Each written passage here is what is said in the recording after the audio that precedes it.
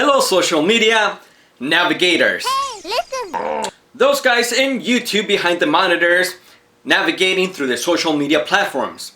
Thank you so much for checking this video out. If this is your very first time checking the channel, welcome, and once again, thank you so much for checking us out.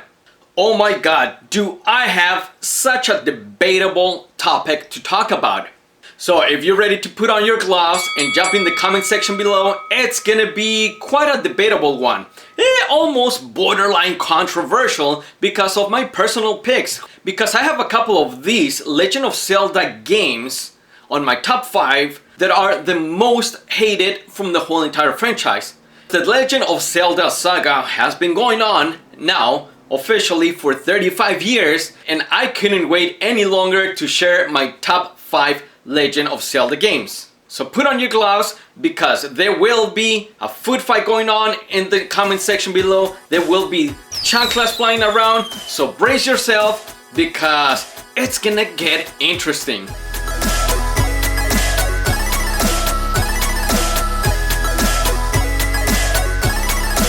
So without further ado, without further rambling, let's just get straight into it. In my number 5 spot, get your gloves ready. I know, I already feel the pitchforks coming through the lenses. My number 5 spot is The Wind Waker. Now, this is not a game that I played right when it came out, but when I finally picked it up, I couldn't stop playing it.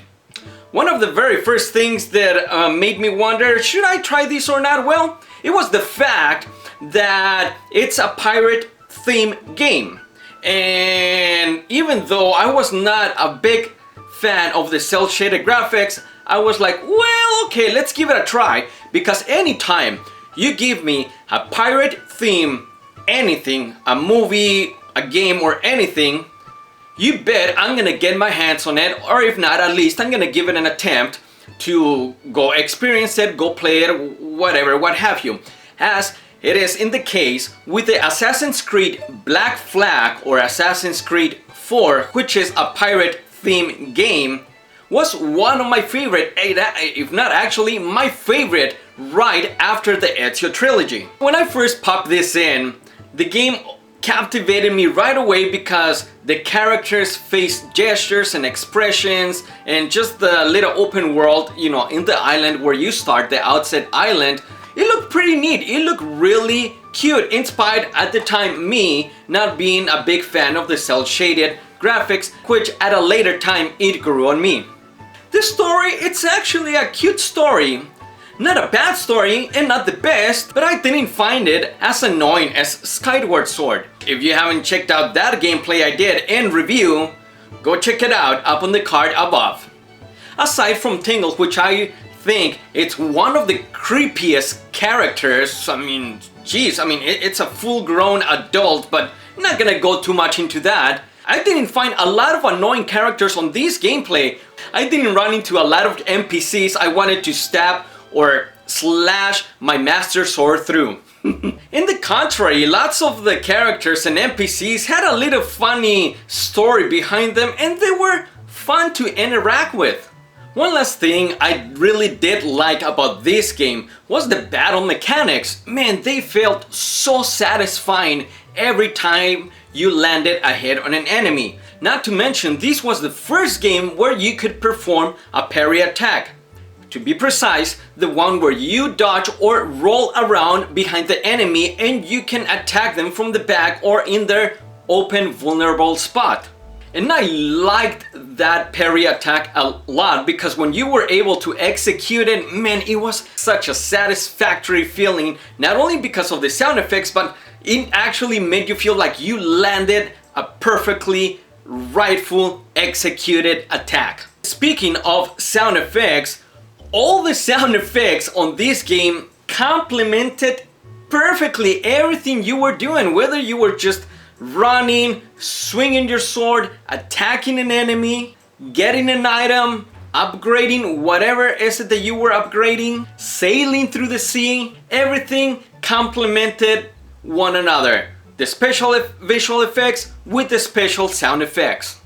Overall, I found this game very enjoyable, and if you didn't get to complete it at 100%, that just adds so much more to the replay value you can get out of playing this game, because at every isle or island that you got to get whatever is it that you were missing out of your 100% completion playthrough, there was always something to encounter, something that didn't make it boring or monotonous as what you had already accomplished on your previous playthrough. I personally think it sure has a great replay value for you to go and explore all the uncharted areas. Now, my next game, it's where the chingazos, where the chanclas are gonna start flying around, where everybody's gonna start throwing their punches right at me, because I know this is where things, I believe, start to get interesting when ranking Zelda games. I mean, probably it all started already with my 5th place, but this game in specific, because I agree that it's one of the best Zelda games. But the reason why I have it on the 4th place and not further up on the list is because I didn't really play this game when it came out, nor did I collect for this system when it came out. Now, this statement might just give it away, but it did not appeal to me the first generation of the 3D gaming, meaning the 5th generation of video game consoles, which had the Sega Saturn, the PlayStation 1, and, of course, these may give it away, the Nintendo 64. I just didn't really get attracted to the polygon graphics back then, and even though it was revolutionary and such a huge step up from the regular or standard 2D pixel games at the time, I still didn't really get attracted to that generation of consoles. But when I finally picked this game up, Ocarina of Time, there it is, I started to see all the awesomeness this game had to offer, besides just the graphical aspects, the graphical upgrades. Now, Ocarina of Time, it's one game that I understand why it's the favorite of all time. The game has great character development, great soundtrack, story, it's freaking great, all of which became staples and hooks onto subsequent games. Just real quick, who cannot name a single tune from Ocarina of Time? Everyone on social media platform who's doing some sort of Zelda cover, at some point you're gonna see that band or that musician, whoever's doing a music cover, covering a tune from Ocarina of Time, because all of the tunes from the Lost Woods, or some people call it the Saria song, to the Gerudo Desert theme, to the Forest Temple, I mean everything, it's just, this game was packed with just a great soundtrack. And speaking of Forest Temple, that's one of my favorites. Actually, I wouldn't be able to name which one it's my favorite from the Saria song or Lost Woods or Forest Temple. The dungeons had the perfect level of difficulty, some of them very challenging, but my god, what a satisfactory feeling you had once you were able to figure out the puzzles or once you completed the dungeon. I think all of the NPCs were very cool. That's where the Goron became one of my favorite Zelda characters. I mean, I have a few favorites, but the Gorons are freaking cool characters, I think.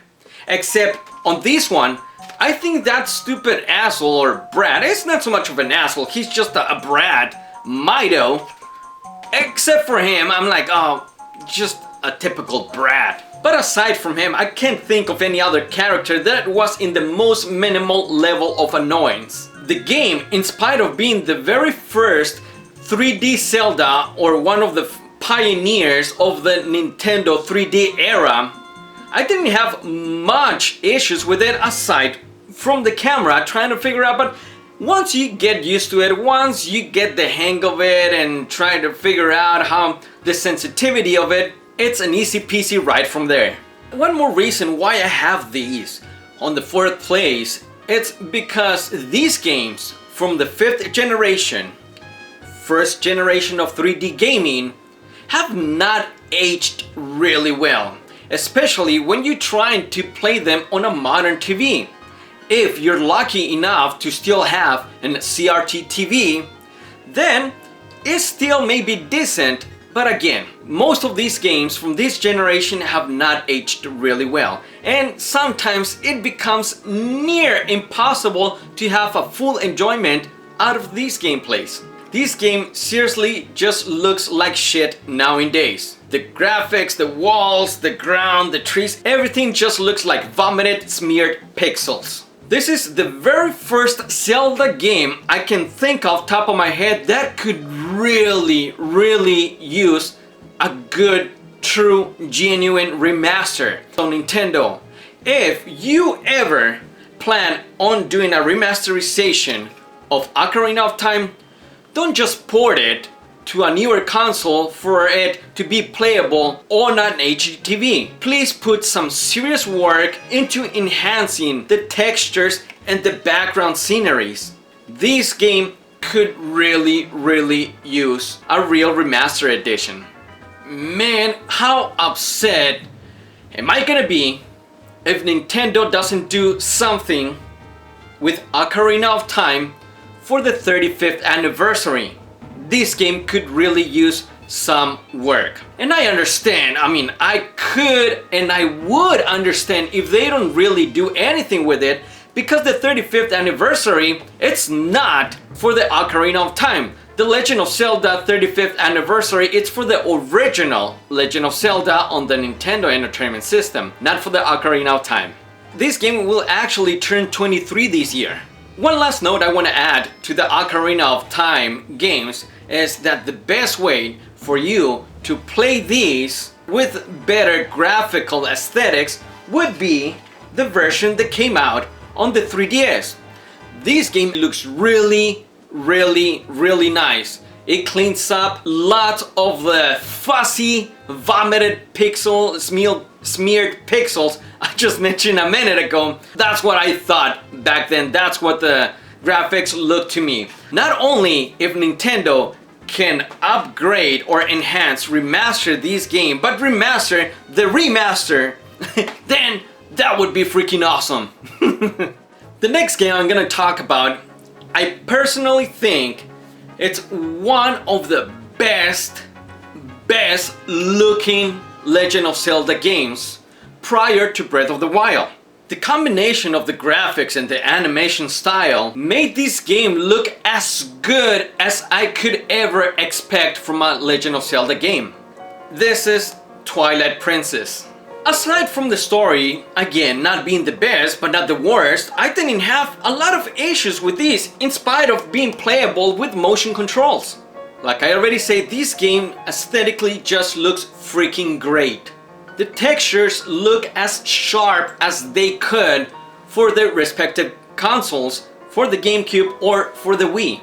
Even though this was a motion controlled game, it was not as bad as Skyward Sword. Again, I invite you to go check that video out because that game freaking pissed me off.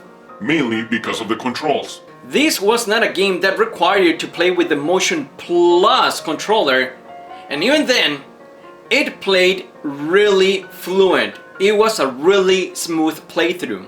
Overall, the game played and controlled really well. The music score is not one that stands out from the Legend of Zelda series, and it's not as memorable as those tunes from Ocarina of Time. Unless you are musically inclined like myself, which I am a sucker for orchestration and any music compositions such the ones in Twilight Princess. One of the things that I freaking loved. The music composed for this game captivated the perfect atmosphere and essence of what the game was. It couldn't have been better. It made the game capture exactly what it was intended to convey.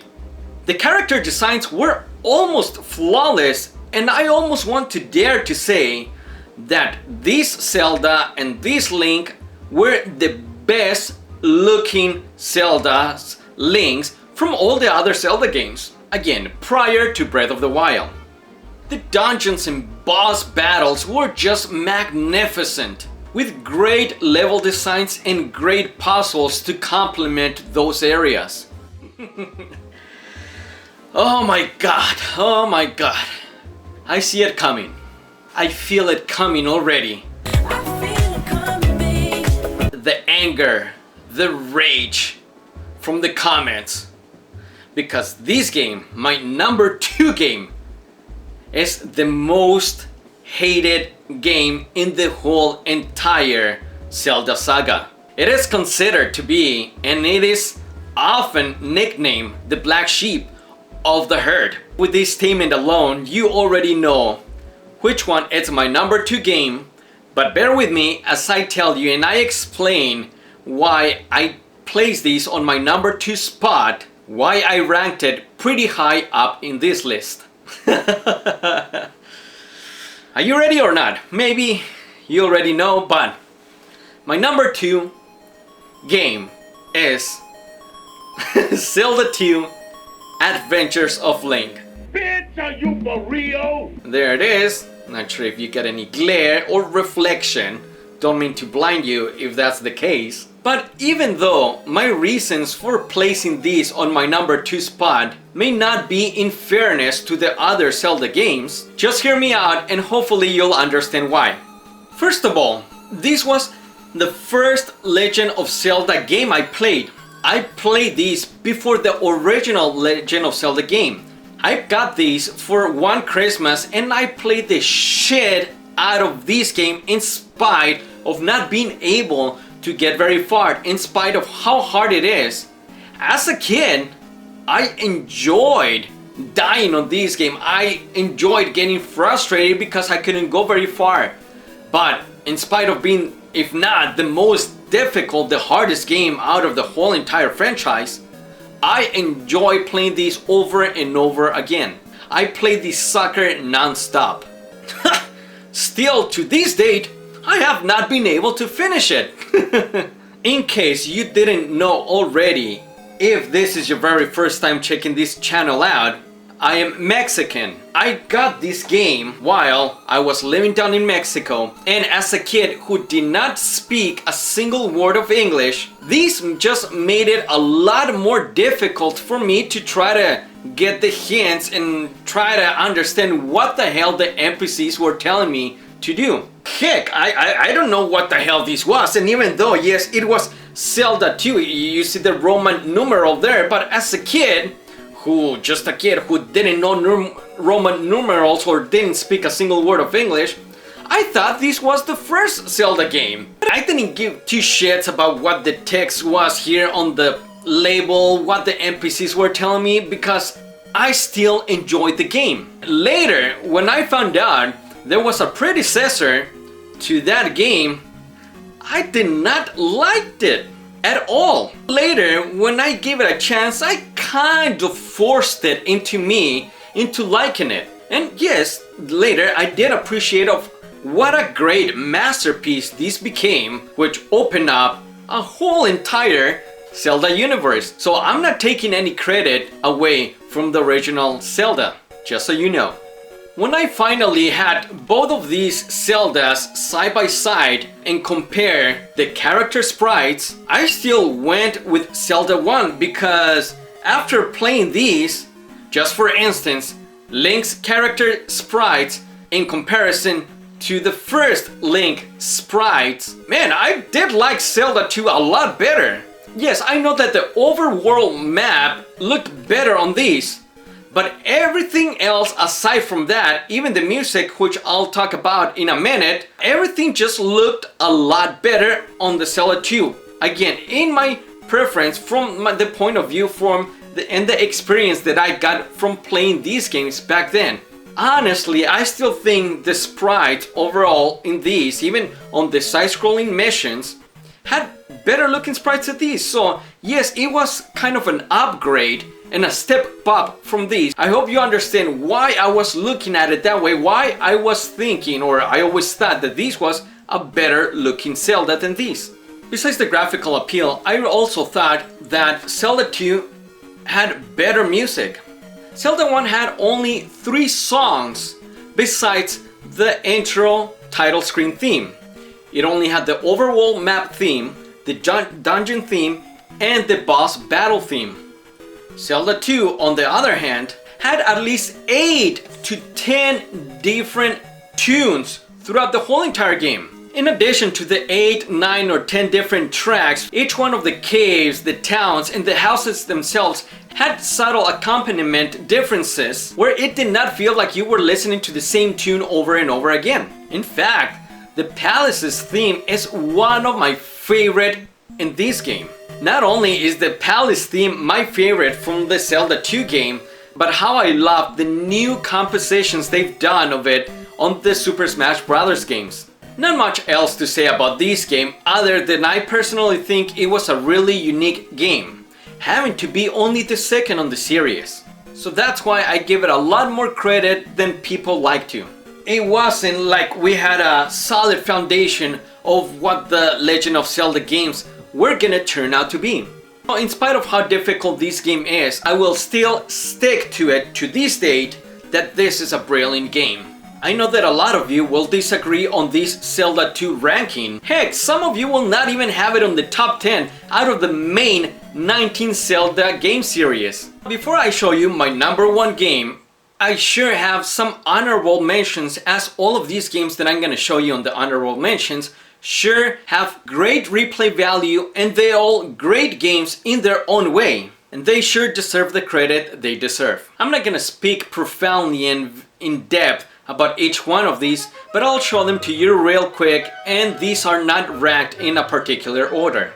First one is Majora's Mask. I sure want to give credit to this game because even though it ran on the same engine as Ocarina of Time, for some reason it looked a lot better than Ocarina of Time. When I played it for the first time, I was mesmerized, and I'm like, well, what the hell? Ocarina of Time looks like shit now. This was a really polished game, but the fact that it only had 4 main dungeons throughout the game, and it was really confusing to get around, again, from the experience playing this game, it kind of turned me off at the beginning, but I did give it a good run just because overall it's not a bad game. Next, I sure can't leave these games out, and these are the Oracle series, Oracle of Seasons and Oracle of Ages. These games, to this date, still look really, really good. They have not aged as bad as other Game Boy games, or I would say they have not aged at all. Next one is Link's Awakening on the Game Boy. Heck, portable Zelda? Zelda on the go? Yes, please sign me up! The first ever handheld Zelda. And man, what can I say about the remaster version? That's a perfect example of what a remaster version should look like. Almost built from the ground up, but already with what the foundation of the original games were. If Nintendo is gonna give me a remaster version, this is what a perfect example of a remaster enhanced version should look like. Not specifically on this graphical aspect, but you get my drift. Another great honorable mention is A Link to the Past. The only reason why I didn't put this on my top 5 was because I did not grow up with a Super Nintendo.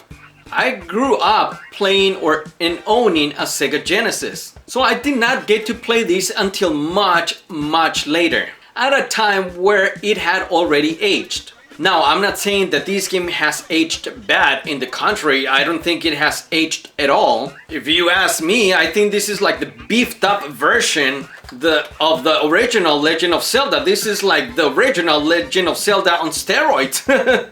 But since I didn't get to play these or experience these during the 16-bit wars, it did not make as much of an impression on me as much as the next guy who praises this game. And I understand why. Last but not least, honorable mention. Man, how it hurt me not to put this on my top 5 games. Because it's a really good looking game.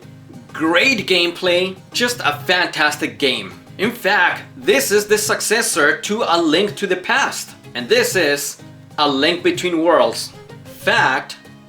True fact, both A Link Between Worlds and A Link to the Past Japanese names is Triforce of Gods. In reality, this is sort of a sequel to A Link to the Past. But goddamn, does A Link Between Worlds looks so much better. Of course, hello, it's newer generation game, but man, if this is the beefed up version of the original Zelda, this is the beefed up version of A Link to the Past. Gameplay is similar. You travel in between worlds. Story not exactly the same, slightly different, but the concept overall of how the game is taken about is somewhat similar. On A Link to the Past, you travel in between the light and dark world, and on A Link Between Worlds, you portal yourself in between Hyrule and Laurel, which is kind of the mirrored, darker world of Hyrule. If you liked A Link to the Past, which I'm sure lots of you do, and still haven't played A Link Between Worlds, you have to get yourself this game. You have to get your hands on this game, and I highly recommend it because you will not be disappointed. Hope you already have or own a Nintendo 3DS though, because that's the only way you're gonna be able to play these. At this point, my number one choice may come in as an obvious choice, and that is, drumroll,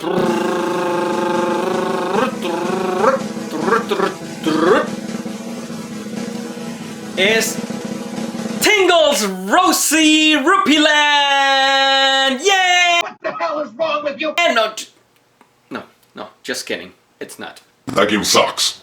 Okay. It is Breath of the Wild. No surprise to a lot of you, but hey, it is the best selling Zelda game of all time, and the one with the highest score, just right after Ocarina of Time. Ocarina of Time just beat it by a couple of points. But I'm not ranking this game based on sales, figures, or scores. For me, Breath of the Wild had everything that the predecessors had. Characters, zones or areas, NPCs, and tons of Easter eggs referencing previous Zelda installments. One comment that cracks me up from the people who do not like this game, and I honestly don't know how do they not like Breath of the Wild, it is the comment that I often hear all around videos and blogs, but it is this exact same comment with the exact wording, as if all of them came together and just decided to go on a rant to say The Legend of Zelda Breath of the Wild does not feel like a Zelda game, does not define what a Zelda game is. Are you fucking kidding me? And I'm like, what? What the hell? Okay, that statement does not make sense at any level, at any degree. Because I will ask, please define what a Zelda game supposed to be. What defines a Zelda game? Let's go back all the way back to the beginning. This game does not look like this game. This game does not look like this game, nor does it play anything alike. This game do not play like this. These games are not like these games. This game does not play like these games. Do not look alike. This game does not play like this game and do not look alike. Heck, even from the same generation, this game does not play like this either and do not look alike either. They play completely different. So why would you expect this game to look anywhere like the previous installments or to any of the other games? None of these games have a specific or particular definition of what a Zelda game is supposed to be. If you were to take some of these characters out from some of these games, let's say in the instance of Link's Awakening, if you were to take Link out of the picture, this game could have easily passed on as any other game. Shit, Zelda, it's not even on Link's Awakening. Why is it called The Legend of Zelda? It's Zelda, it's not even on this game. Like, okay, please define this game. Please define a Link's Awakening if Zelda is not even in the game! Yes, she is mentioned briefly, but other than that, it has nothing to do with Zelda. The Oracle series, same thing. If you were to take the known characters from the Zelda saga, these games could have easily passed on as any other RPG or action adventure game. So it really throws me off when someone expresses themselves of The Legend of Zelda Breath of the Wild as a game that doesn't define what a Zelda game is supposed to be. I didn't have much else to say because at this point, most of you already know what Breath of the Wild is all about and what a great game it is. Although I'm gonna add as a side note same thing that I mentioned on Twilight Princess, the music composition, the first game that used an actual orchestra to make the score, to compose the score. Man, I love those symphony compositions. Again, as someone who inclines towards music and has a lot of appreciation for lots of music genres, I love the music score on this game. I can talk about these for hours on end. The battle mechanics, the story, just everything that encompasses Breath of the Wild. I know that a lot of people had issues with the weapon durability, but for me, I think that just added another level of challenge. Yes, it may come across as something very annoying also when you're climbing on the hills and it starts to rain. Couple of things that sure annoyed the hell out of a lot of players, but overall, just those two little things among many other elements that added just another level of challenge for you to make you think whether you should go around the mountain or use other weapon or what have you. It should make you think other ways for you to strategize your gameplay, your attacks, whatever was it that you were about to take on. As a little bonus, I want to share this with you because it's funny that this article popped up. You know, it's funny how the internet algorithm spies on you. In this case, when I was doing some research for this video, that this article popped up informing me of the best selling games. So I want to share this with you to see how many of my top 5 games made it to this list. Even though, again, I reiterate, my top 5 was not based on selling figures or how well the game it did itself with the scores or anything else.